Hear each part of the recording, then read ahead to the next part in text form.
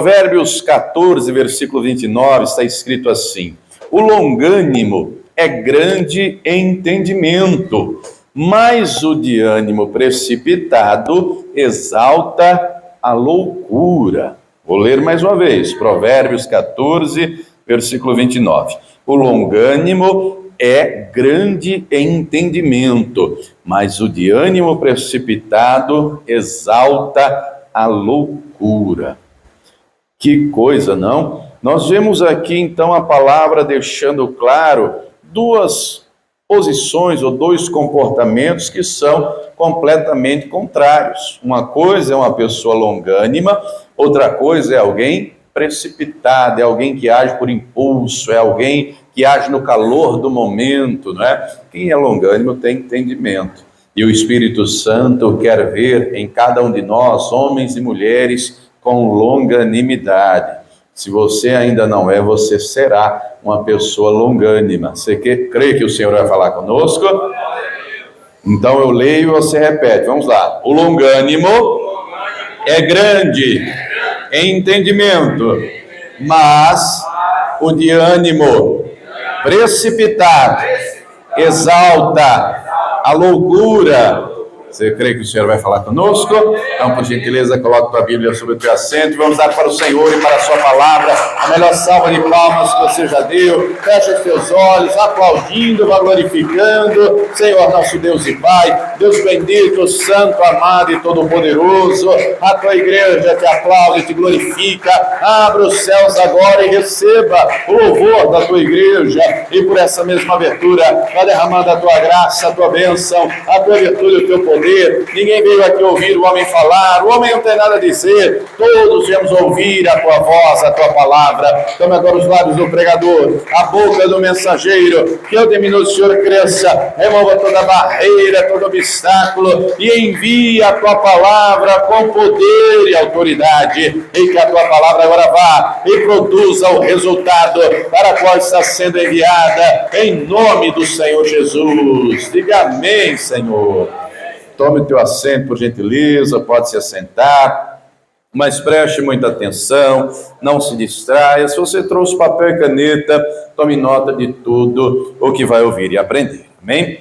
Muito bem, a longanimidade é uma virtude, uma característica, não é, da pessoa que tem paciência, de uma pessoa que tem longo ânimo, de uma pessoa que é tardia em irar-se. Nós encontramos vários textos falando a respeito da longanimidade de Deus, não é? Por exemplo, o Salmo 103, no versículo 8, fala que o Senhor é misericordioso, é piedoso, que o Senhor é longânimo, que Ele é grande em benignidade. Não há ninguém mais longânimo do que Deus. Nós encontramos no livro dos Salmos, encontramos no Antigo Testamento, encontramos no Novo Testamento, não é? Por exemplo, 2 de Pedro 3:9, em que a palavra diz que Deus não tarda a promessa, ainda que alguns tenham por tardia, mas é longânimo para com todos, não querendo que ninguém se perca, mas que todos venham a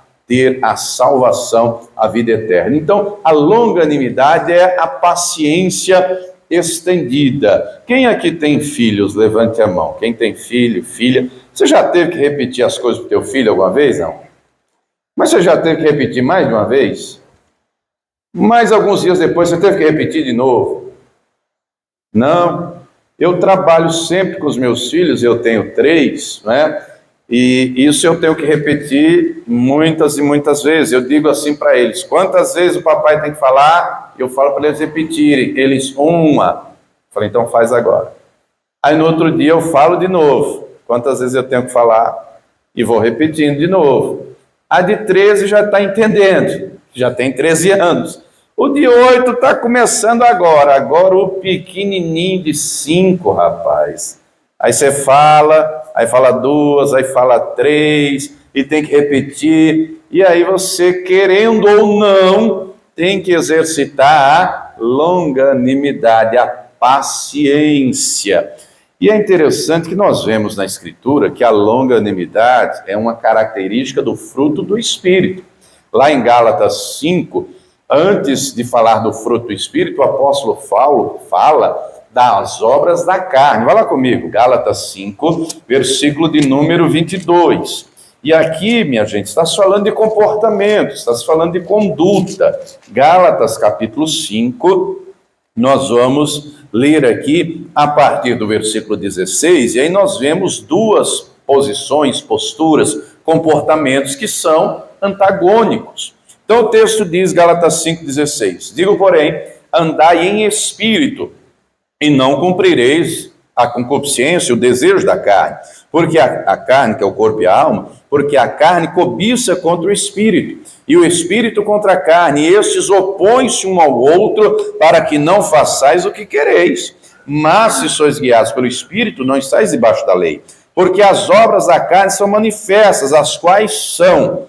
Aí vem prostituição, está falando de impureza sexual, né? Impureza no sentido do coração interior, lascívia, idolatria, feitiçaria, inimizades, porfias, emulações, iras, pelejas, dissensões, heresias, invejas, homicídios, bebedices, glutonarias e coisas semelhantes a estas, acerca das quais os declaro, como já antes os disse, que os que cometem tais coisas não herdarão o reino de Deus. Mas o fruto do Espírito é, aí vem 9 características: amor, gozo, alegria, não é? Paz, longanimidade, benignidade, bondade, fé, mansidão, temperança. Então o que é a longanimidade? É uma paciência estendida, é uma paciência longa, e nós precisamos de paciência para lidar com quem está à nossa volta. A longanimidade é o contrário. Se você tiver uma caneta, grife aí no versículo 20, grife a palavra inimizade, grife a palavra porfia, grife a palavra ira, grife a palavra dissensão, não é? O que é uma inimizade?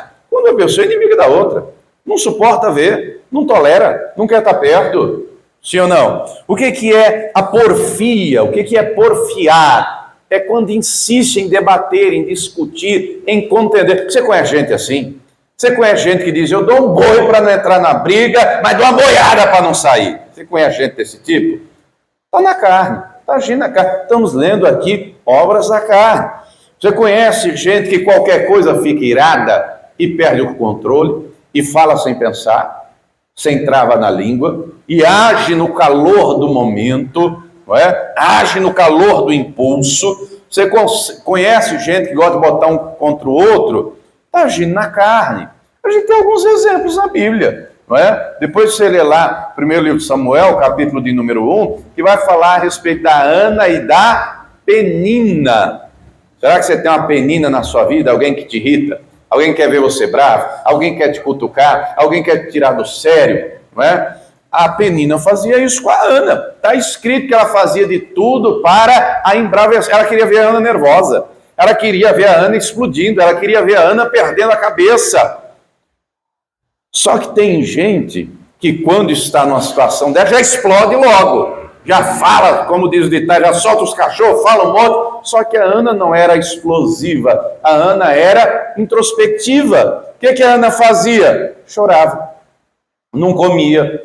Sofria por dentro. Ela era uma pessoa introspectiva. E uma pessoa introspectiva é como uma bomba relógio, não é? Só que a Ana compreendeu que ela deveria chorar aos pés do Senhor. E ela chora aos pés do Senhor, e ela ora, e durante um tempo, dizem alguns estudiosos, no mínimo uns 10 anos, porque o Eucana vai falar para Ana, eu não sou melhor para você do que 10 filhos, porque ela só chora, né? Dizem alguns que durou no mínimo 10 anos o sofrimento da Ana. Ela aprendeu a chorar aos pés do Senhor, ela aprendeu a acreditar, ela aprendeu a esperar no Senhor, e Deus transformou o choro dela em alegria, sim ou não? Deus mudou a história dela, Deus honrou a fé dela. Diga para a pessoa que está ao teu lado, não deixe o inimigo te irritar, não deixe o inimigo roubar a tua paz, não deixe gente tirar a tua paciência, que as peninas estão por aí.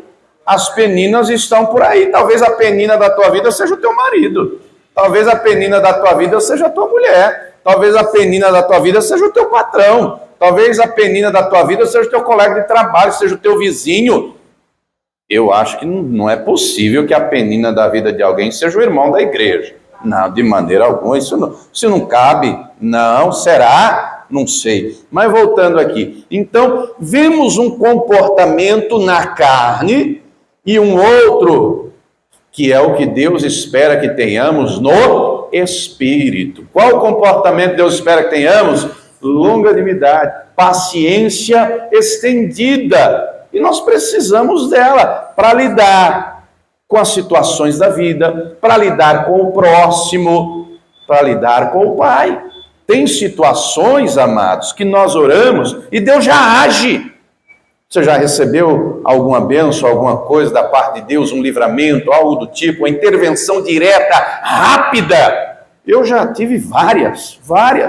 Saúde, livramento, bênçãos, enfim. Tem coisa que Deus faz e faz na hora. Mas nem tudo Ele faz na hora. Tem coisa que nós temos que orar mais, buscar mais. Tem coisa que nós temos que ter paciência. E aí o próprio Deus vai trabalhando em nós a longanimidade, a paciência. Vá comigo lá no Salmo 40. Salmo 40, abra lá comigo. Foi escrito por alguém cheio do Espírito Santo. Foi escrito por alguém que aprendeu do que ele está falando, não é? Senão o Espírito Santo não teria o usado para escrever. Que nós vamos ler aqui. Salmo 40, versículo 1, está escrito assim: esperei com ansiedade e ela me matou. Não está escrito isso aí, não? Mas você sabia que a ansiedade está matando gente? Cuidado com o coração, viu? Cuidado. Eu sei o que eu estou falando, eu já fui parar no hospital por causa da ansiedade. Né? Preocupação, negócio não é brincadeira, não. Você toma cuidado, tome cuidado. Aí tive que ir para lá e o Espírito Santo abriu meu entendimento. Opa, diminui o ritmo, calma, descansa mais no Senhor, calma o coração, deixa Deus trabalhar, confia, não é? Mas vamos ler aqui o texto, como está escrito: esperei com paciência no Senhor, e Ele se inclinou para mim e ouviu meu clamor, tirou-me de um lago horrível, de um charco de lodo, pôs os meus pés sobre uma rocha, firmou os meus passos, e pôs um novo cântico na minha boca, um hino ao nosso Deus. Muitos o verão e temerão e confiarão no Senhor. Davi aprendeu isso.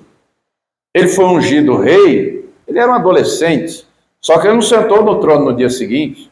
Demorou um período de aproximadamente 15 anos.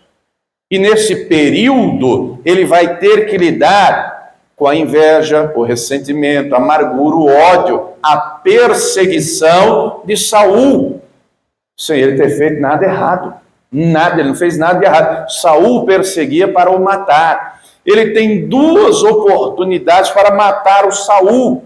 Inclusive, numa delas, um que estava junto com ele falou: Davi, deixa eu cravar a lança no peito dele, que é um golpe só. Você não já foi ungido rei? Você não é o escolhido de Deus? Vamos resolver o problema. Eu mato ele, você é rei, acabou. Foi Deus que te escolheu. Mas o Davi compreende que ele não pode frustrar os planos de Deus, que ele não pode tomar decisões pelas próprias mãos. Ele tem que deixar Deus agir. Ele entende isso, ele entende que em tudo há um tempo determinado. O nosso tempo é minuto, é segundo, é hora, é dia, é mês, é ano. O nosso tempo é cronos, mas o tempo de Deus é kairos. Kairos é momento certo, é tempo oportuno, há um tempo determinado para todas as coisas. Diga para a pessoa que está do lado: há um tempo determinado na tua vida, há um tempo determinado para tudo. Talvez você esteja chorando hoje, mas o choro pode durar uma noite, a alegria vem pela manhã. Talvez você esteja na afronta hoje, mas seja fiel, persevere, espere nele, ele está trabalhando em teu favor.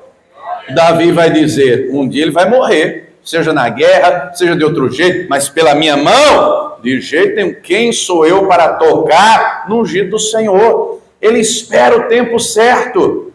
Deus honra a fé dele, a paciência dele, a perseverança dele. Maior rei da história de Israel, reinou 7 anos em Judá, não é? 7 anos em Hebrom e depois 33 em Jerusalém, porque ele teve paciência de esperar. O negócio é suportar, o negócio é aguentar o tranco, mas ele entendeu: eu vou esperar com paciência. Eu esperei e ele se inclinou para mim. Diga para a pessoa que está do teu lado: ele vai se inclinar para você também. Ele vai te tirar do charco de lodo, ele vai colocar os seus pés sobre a rocha, e a rocha é Jesus Cristo. Você pode estar chorando, mas ele vai trazer alegria, ele vai colocar um cântico novo na tua boca. Ele está exercitando tua paciência. Compreenda que Deus está no controle de tudo. Como é então que nos mantemos como Davi se manteve, não é? Final do versículo 1. Ouvi o meu o que, minha gente? O meu clamor, a minha oração. Comigo no Novo Testamento, Romanos 12, o versículo de número 12, nós encontramos o seguinte, Romanos 12, versículo de número 12. Romanos 12, 12. Alegrai-vos na esperança, sede pacientes na tribulação, perseverai na oração. Como é que nós vamos ter paciência na tribulação? Só se for perseverando em oração. Senão não consegue, senão não aguenta o tranco. Paulo sabe disso, ele passou por isso, que ele não tinha paciência não. O Saulo, antes de ter um encontro com Jesus, antes de Jesus o encontrar, ele não tinha paciência com ninguém não. Ele chegava e dizia, prende, açoita, tortura, mata. Com ele era assim. Você conhece gente assim? Que é na força do ódio, da raiva, do braço. Isso é perigoso, não é? Nós vivemos em dias assim. Ou você nunca viu briga de trânsito?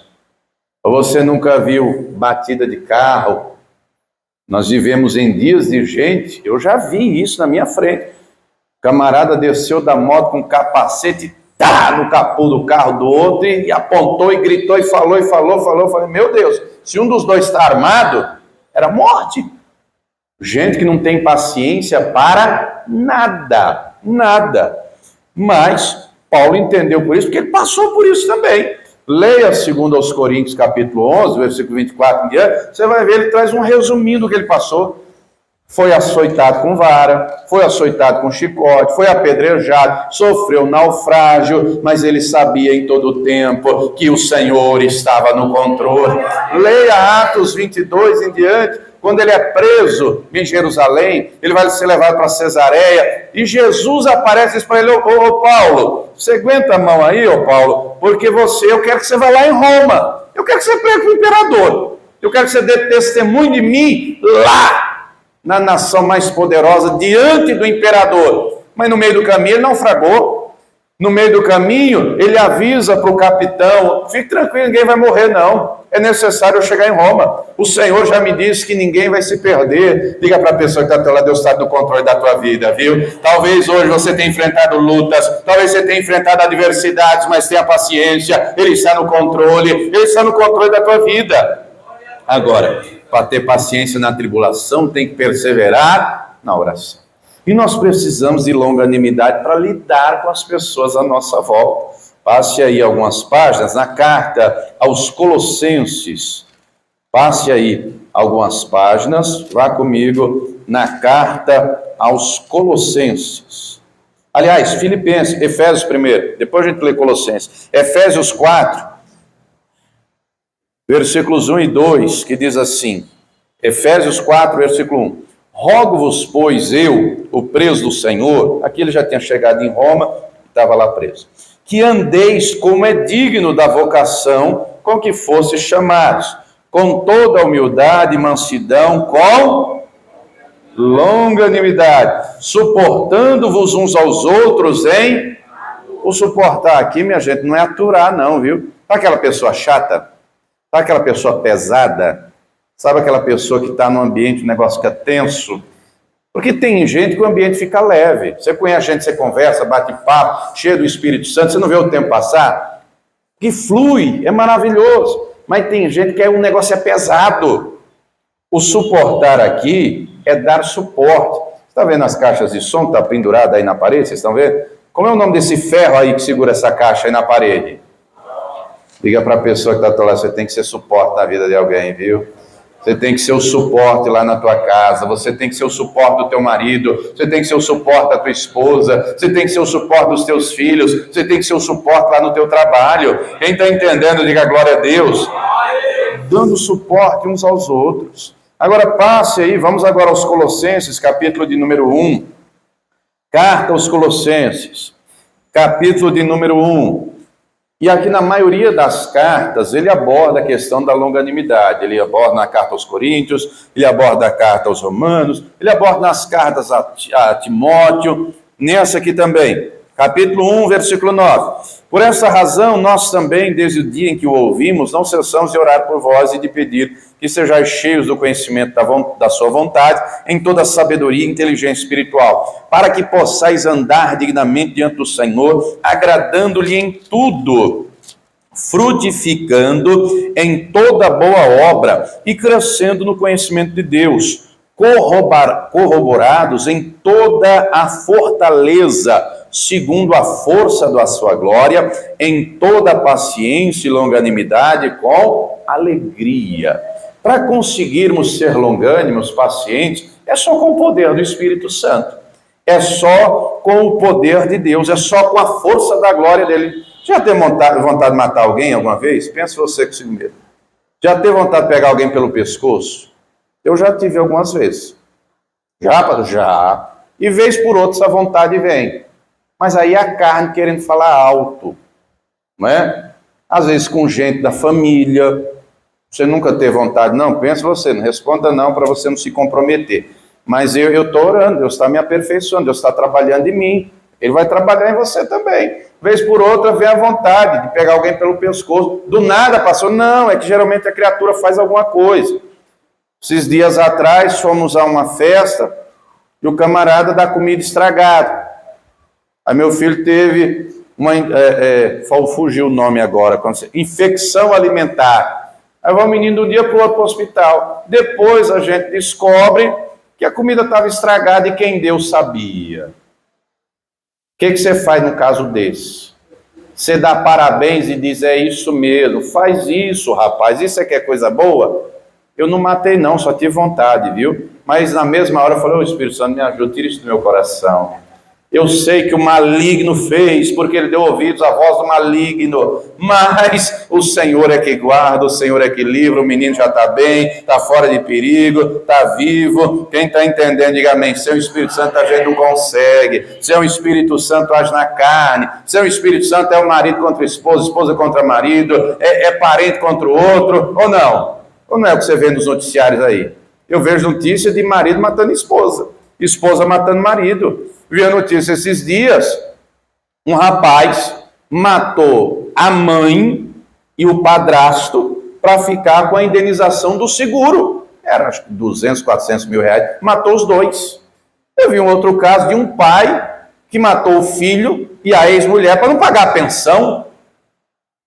Um jovem matou uma moça que estava grávida dele, não era esposa, tiveram relações antes de casar, e ele não queria pagar a pensão para ela, matou a mulher grávida. O mundo vai de mal a pior. E você acha que o diabo não está rondando, não está cirandando? Tá, meu irmão. A diferença é que o Espírito Santo habita em você. A diferença é que nós não agimos na carne por impulso, ainda que a vontade venha. O maior é o que está conosco, maior é o poder de Deus em nossa vida, maior é a longanimidade para iluminar o nosso entendimento, para não agirmos por impulso, maior é a presença do Todo-Poderoso. Agora, tem situações difíceis. Tem situações difíceis. Se não for o Espírito Santo, a carne fala mais alto. Quem está entendendo, diga amém. Amém. Capítulo 3 da carta aos Colossenses. Capítulo 3. Versículo 12 diz assim: revesti-vos, pois, como eleitos de Deus, santos e amados, de entranhas de misericórdia, de benignidade, humildade, mansidão, longanimidade. Entranha é aquilo que está no mais profundo do coração, suportando-vos, mais uma vez dando suporte uns aos outros, perdoando-vos uns aos outros. Se alguém tiver queixa contra o outro, assim como Cristo os perdoou, fazei vós. Olha aí. Porque não existe ninguém perfeito. Só existe uma pessoa que pisou nessa terra e esse nunca pecou, nunca falhou, e o nome dele é Jesus Cristo. Eu e você falhamos, eu e você erramos, eu e você pecamos, não é? Aí o Espírito Santo trabalha aqui e vai nos aperfeiçoando. Ainda que venha a vontade de matar, Senhor, perdoa porque eu tive essa vontade. Senhor, me perdoe, mas perdoa ele também, porque ele fez isso. Quem está entendendo, diga glória a Deus. É o que Deus espera de nós. Aqui dentro não pode estar a ira, o ódio, o ressentimento. Você conhece gente que é um poço de ressentimento? Você conhece gente, se você conversar um pouquinho, ela já traz à memória o que aconteceu em 1900 Guaraná com rolha. Porque quando na década tal, você não sabe o que meu marido fez. Não, mas você não sabe o que meu pai aprontou. Mas você não sabe o que esse patrão fez. E toda vez que você conversa, repete a mesma história. Você conhece gente assim? Eu conheço gente assim. A pessoa tem mais de 50 anos, mas repete, parece descarranhado. Alguém já ouviram disco, né? Você sabe que quando parece disco arranhado, que volta sempre na mesma... Ô irmão, libera o perdão. Limpa o coração, coisa boa é limpar o coração. Coisa boa, por mais que tenha afrontado, longanimidade, a capacidade que o Espírito Santo nos dá de suportar afronta sem agir na carne, sem agir nas próprias mãos e pedir a Ele, limpa o meu coração, Senhor. Eu quero não só o teu perdão, mas liberar perdão. Eu quero meu coração limpo, eu quero uma paciência maior, eu não quero agir na carne. Quem está entendendo, diga glória a Deus. Fala comigo na carta de Tiago, no capítulo de número 1. Carta de Paulo a Tiago, carta de Tiago, melhor dizendo. Carta de Tiago, capítulo de número 1, versículo 18 em diante, diz assim: segundo a sua vontade, ele nos gerou pela palavra da verdade. Ele aqui, leia-se Deus, tá, o Senhor. Para que fôssemos como primícias das suas criaturas. Sabei isto, meus amados irmãos, mas todo homem seja pronto para ouvir, tardio para falar, tardio para si. Não parece que o que a gente vive hoje é o contrário, não? Não parece que hoje a massa das pessoas está sempre pronto para falar, pronto para se irar e tardio para ouvir? Você conhece gente assim ou não? Só pergunto para a pessoa que está do outro lado, não é você não, né? É nada, pastor, que é isso? Eu entendi a mensagem, eu tenho 2 orelhas, eu tenho que ouvir mais, eu tenho que falar menos, eu tenho que ouvir o dobro, eu escuto primeiro, eu analiso primeiro, eu passo entendimento primeiro. Que coisa boa, tem que ser assim mesmo. Minha mãe sempre diz, quem fala demais dá bom dia a cavalo. A Bíblia aborda muito a questão, da língua, da fala, do que sai da boca. A vida e a morte estão no poder da língua. Diga para a pessoa que está ao teu lado, ouça mais, viu? Não engravide pelo ouvido. Não tome decisões precipitadas, analise as coisas. Peça entendimento a Deus, discernimento, direção do Todo-Poderoso. Fica uma dica aí para os varões, viu? Quando você chegar em casa, depois de um dia de trabalho, e a sua mulher quer falar, deixa ela falar. Dê ouvidos. Geralmente é a única hora que ela tem com você. Você pode estar cansado, você pode estar exausto. Dá ouvido para ela, deixa a bichinha falar. Fala, meu amor, fala para ela assim, fala que o teu servo ouve. E dá ouvido para ela, deixa ela falar, deixa ela descarregar, ela vai falar. Depois você ainda fala, o que mais? Diga mais, fale, pode falar. Sou todo ouvidos. Ah, meu amigo, aí no outro dia ela vai acordar sorridente, aí no outro dia ela prepara o café que você gosta, aí no outro dia ela prepara o almoço, aí no outro dia ela está com um sorriso de orelha a orelha, porque você deu atenção. E olha aqui para mim, faça isso não só com a tua mulher, não só com o teu marido, mas faça isso com quem está à tua volta, porque era o que Jesus fazia, ele dava atenção, ele dava carinho. Quem está entendendo, diga glória a Deus. Ele era pronto para ouvir. Mas até Jesus se irou. Certa vez, sabe quando foi que Jesus ficou irado? Quando ele foi ao templo, e não foi só uma vez não, foram 2. E no pátio do templo, tinha lá uma verdadeira, como é que eu posso colocar em dias de hoje? Você já foi na feira do rolo? Já ouviu falar? Era mais ou menos isso que tinha no pátio do templo.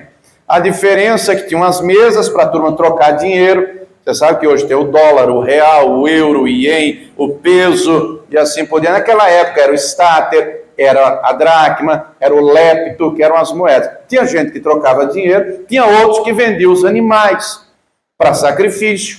Fosse a pomba, fosse lá o cordeiro, o boi. E aí vendia-se de tudo lá. O Senhor Jesus faz um chicote de couro e ele começa a açoitar, ele derruba a mesa e ele vai dizer... Fora daqui, a casa de meu pai é casa de oração, não é covil de ladrões. e botou todo mundo para correr. Ele se irou, mas ele não pecou. Quem está entendendo, diga amém. Muita gente no momento da ira é a ocasião que o diabo acha para agir. Para agir. Tome cuidado com isso. Está escrito em Efésios 4, irai-vos, mas não pequeis. Em seguida diz, não dê lugar ao diabo.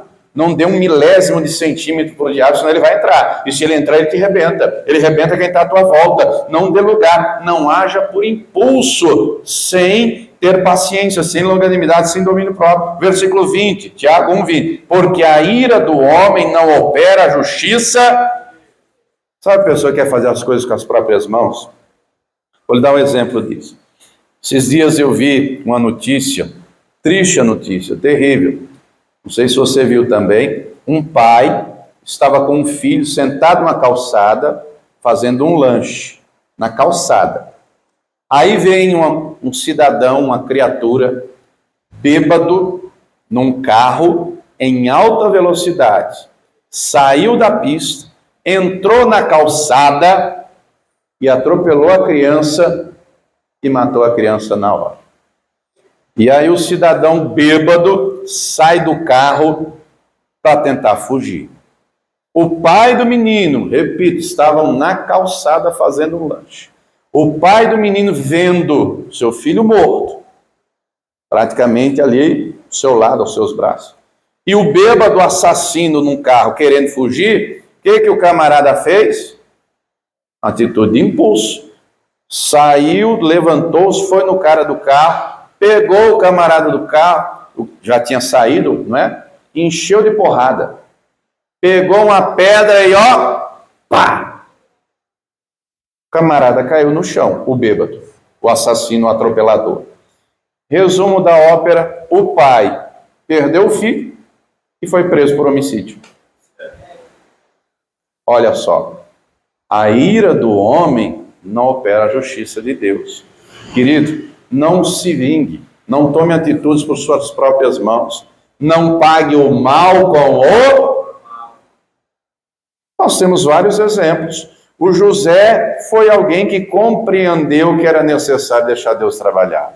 O José vai ser lançado na cova pelos irmãos. O José vai ser vendido como escravo, o José vai parar no Egito, o José se torna escravo, o José é acusado de um crime que não cometeu, ele é lançado na cadeia, ele passa anos mofando na cadeia, mas ele teve paciência porque ele acreditou, Deus tem para mim um propósito, eu vou esperar com paciência no Senhor, eu não vou agir com as forças das minhas mãos, eu não vou colocar os pés pelas mãos. No tempo certo, Deus mudou a história do José, no tempo certo, o que foi luta virou testemunho, o que foi angústia se tornou em bênção. E acredite, é Deus que te justifica, é Deus que age na tua vida, é Deus que opera. O que o homem não resolve, Deus resolve. Ainda que alguém esqueceu de você, Deus não esquece de você. Continua tendo paciência, continua crendo, porque Ele vai operar na tua vida.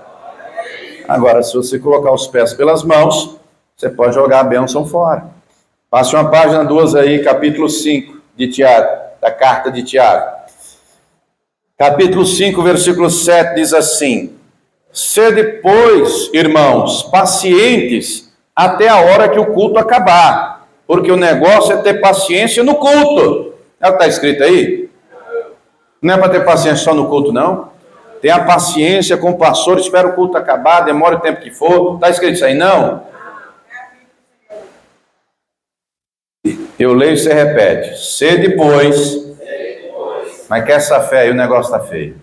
Não, mas com mais fé. Sede, pois, irmãos, pacientes até a vinda do Senhor. Você sabe que dia Ele vem? Então, seja paciente todo dia. Seja longânimo todo dia. Você vai ver uma vida mais leve. Cuidado para você não infartar. Cuidado com o seu coração. Como é que a medicina trata a ansiedade, a impaciência? Remédio.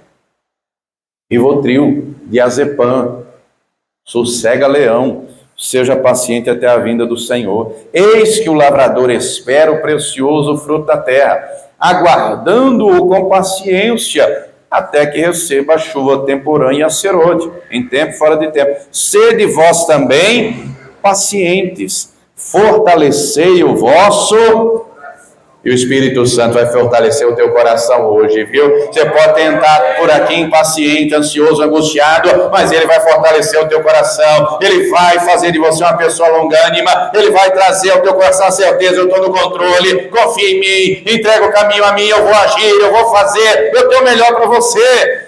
Fortalecer o vosso coração, porque já vindo o Senhor está próximo. Irmãos, não vos queixeis uns contra os outros, para que não sejais...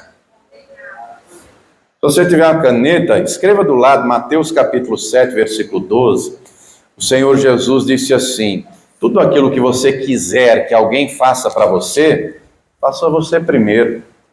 Você quer que as pessoas tenham paciência com você? Tenha paciência com elas. Você já viu aquele seriado do Chaves? Você lembra daquela frase que ele dizia: mas não se irrite. Você lembra? Diga para a pessoa que está do teu lado: não se irrite com facilidade, não. Mantenha a paciência, mantenha a longanimidade, porque o Espírito Santo habita em você. Continuando, meus irmãos, versículo 10. Tomai por exemplo de aflição e paciência os profetas que falaram em nome do Senhor. Eis que temos por bem-aventurados os que sofreram. Ouvistes qual foi a paciência de Jó? Você conhece a história de Jó, não é? E visto o fim que o Senhor lhe deu. Jó não vai enfrentar um problema só, não. Ele vai enfrentar um problema, um pacote completo de problema. Imagine alguém, olha aqui para mim, que ninguém tinha isso para falar dele. Nenhum empregado de Jó dizia: é um caloteiro. Porque tem patrão por aí que não paga funcionário em dia. Tem ou não tem? Ou se tem. Tem empresa que não paga em dia. Tem órgãos públicos que atrasam. Entes públicos, prefeituras, governos estaduais e outros que atrasam o pagamento, não é? Nenhum funcionário de Jó tinha isso para falar dele. Os filhos não tinham isso para falar dele. Ele era um pai intercessor. Ele acordava de madrugada. Ele orava pelos filhos. Ele apresentava sacrifício, holocausto pelos filhos. A esposa não tinha isso para falar dele. Ele era um marido exemplar. Ninguém tinha isso para falar dele. O próprio Deus elogia ele, dizendo: é reto, sincero, temente, se desvia do mal. Você já parou para pensar o que é que Deus fala ao teu respeito? Isso não lhe passa pela cabeça? Isso passa pela minha.